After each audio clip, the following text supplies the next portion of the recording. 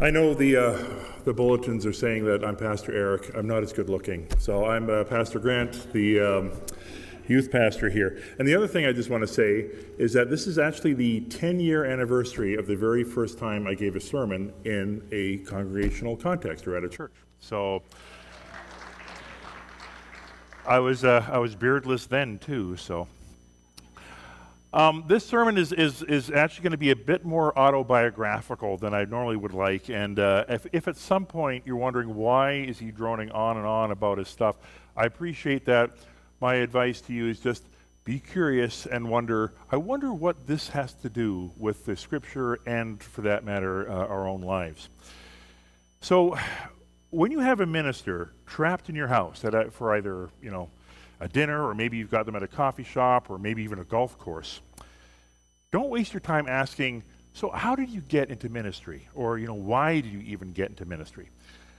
As well as being a minister, I'm also the manager of cloud data engineering at Blue Cross, and it's a fair question, how did you get into computers? How did you, or even why? And it's a pretty simple thing. Like one day in the early 80s, my mother brought home a computer.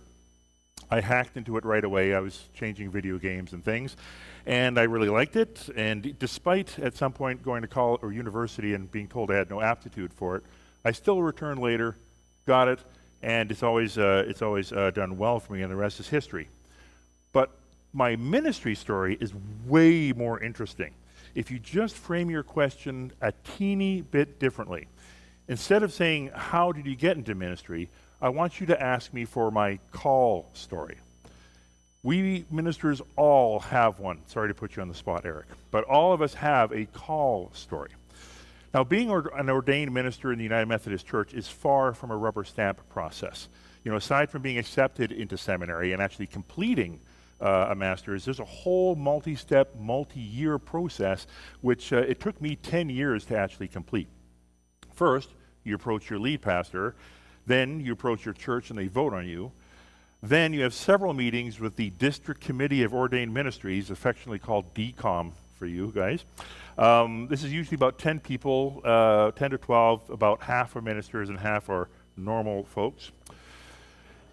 And usually their theology is pretty diverse. And each time during all these steps, you're asked for your call story. By the time you get to DCOM, this, along with other interesting questions, this becomes your first sort of opus. And then, when DCOM decides that you're ready, you then get to move to the Board of Ordained Ministry, which in our case is a statewide level. That's, by the way, Board of Ordained Ministry. Any guesses is the acronym there? Boom. So, they're also 50% ministers, 50% normal people, and they're from all over the state. You then basically submit to writing some papers. You answer several questions to show that you are ready for ministry, and then if you are successful, you gain the reverend title and function as the nearly complete package. But then after a certain period of time, you get to write another series of papers and another series of interviews showing Booms the fruit of your ministry, hopefully validating your call. And in all cases, your call is critically examined. Do you have a call? Are you ready to live out your call? And do you have fruits from your call? Now, I'll tell you my complete call story, but I doubt, even in this cold weather, that you'd actually have the stamina to sit through the whole thing. But I will give you a tiny and important piece. So I believe it was around March of 2010 when I found myself in the basement of a church where I didn't know anyone. It was crowded, and I just wanted to fade into the background. And as you imagine, being 6'9", it's very difficult to fade into any background. And by the way, if you're an alien in a church, and it's a good church, a lot of people will come up to you too, which is not what I wanted either. I just wanted to be sat and left alone. And I just I found the one empty table left, and I just sort of sat there. I jumped at it, and I just sat and waited for this fellowship time to finish. After almost 20 years of working with youth, I was done with youth. I was old. I was angry at the clergy at the last church for letting something kind of go out of control and destroy a successful youth ministry. I was done. Now, I'd already started seminary, but that was not to become a minister. I just wanted to know, what did these ministers know? And I certainly was not going there to become a youth minister. That was not even close to what I wanted. And at this point, I wasn't really interested in getting to know any of the people around me or the ministers at this church. I was just happy to sit by myself and wait for this fellowship time to finish. And then a youth showed up. Now, this youth also had no interest in anybody or any group, and he was also looking for a place to sit. Unfortunately for him, there was only one table left that actually had any seats, and that was mine. So he sat at that table about as far away from me as he possibly could and indicated with pretty strong body language that he's not interested in engaging with me and that I basically don't exist.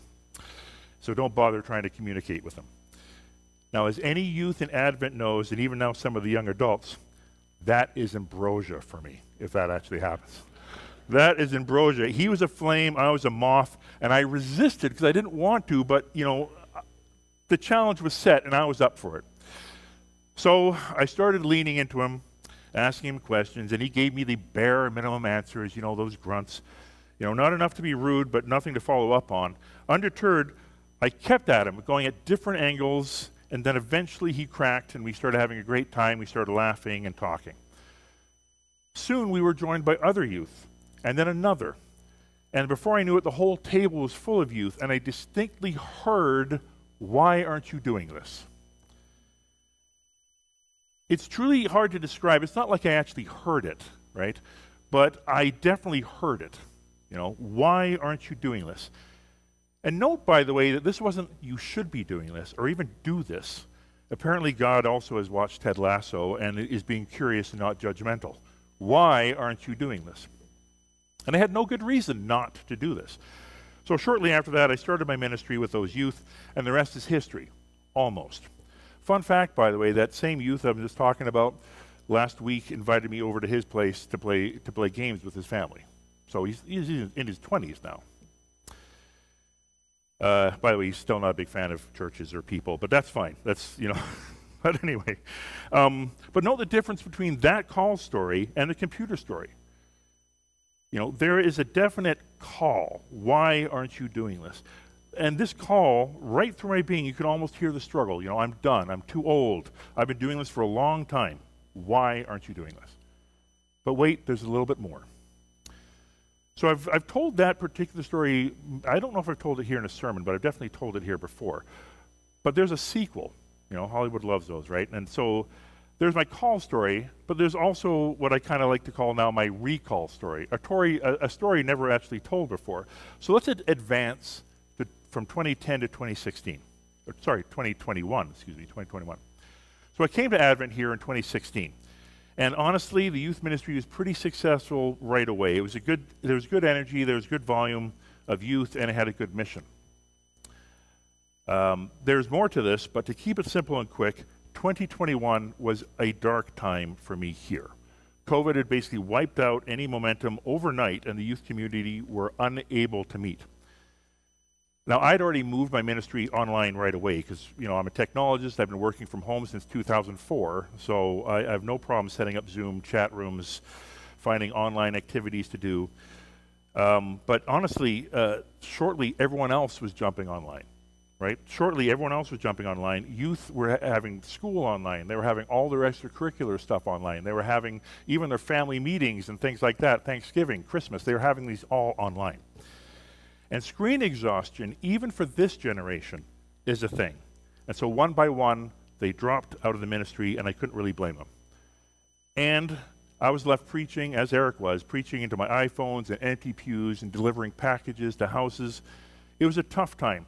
And I do want to point out to the parents, that I was also a parent of a youth in high school at the time and a young adult going to college.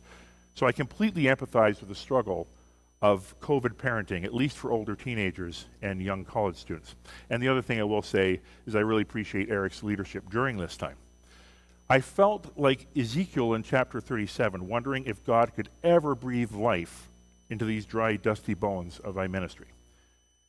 Now, every year, the district superintendent, Eric's boss, will ask me, "How long are you planning to stay here at Advent?" And every year, I will say, "As long as I'm effective." Sadly for you, I'm not interested in becoming an associate pastor or a lead pastor. I'm not interested in going to churches which have larger groups and somehow getting to the conference. The career trajectory here is pretty simple. As long as I'm effective, I'm quite happy here. Well, in 2021, I did not feel effective. And so, again, likely in March, it was March where I had that first calling. But this time in 2021, I was heading into this church for one of our fabulous staff meetings. We were meeting at that point, but it was socially distanced. And after the meeting, I was going to go grab Eric and have a tough conversation. Now, I believe it is the case that a youth leader usually lasts about 18 months. I've tried to verify that stat a few times since then. It certainly was the case before COVID. And I'd done nearly 4 times that here, so I figured, other youth ministry friends of mine, they were dropping like flies all over the place. And actually, to be honest, some of my pastoral friends too were dropping like flies. It was just a very, very tough time. But I couldn't really remain a youth pastor with no effective youth ministry. So the meeting went the way it usually goes, and then completed, and I got up and I was ready to go and talk to Eric when just distinctly, not yet. Not yet. Equally hard to describe, not yet. And I got angry. In a very biblical sense, by the way, if you ever read those stories where people are arguing with God, it was very much of an Abrahamic idea for me here. It's like, I said, what do you mean not yet? I mean, are you waiting for me to have negative youth numbers? I mean, what are you waiting for, Can anything good come from this ministry?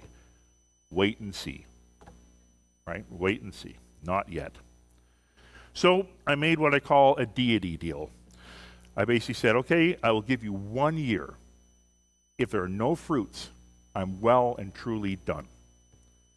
And needless to say, I didn't resign that year. I didn't even have to wait that long, because I didn't have to wait that long for the budding of some fruit. And you can actually thank these guys. That summer, grad parties were just starting to come back, and I went to a couple. And the first one, Carolyn Kerner came up to me so excited that Eric would finally be able to join the youth ministry. The next grad party, Laura Hendrickson came up to me so excited that Max would finally be able to join the ministry.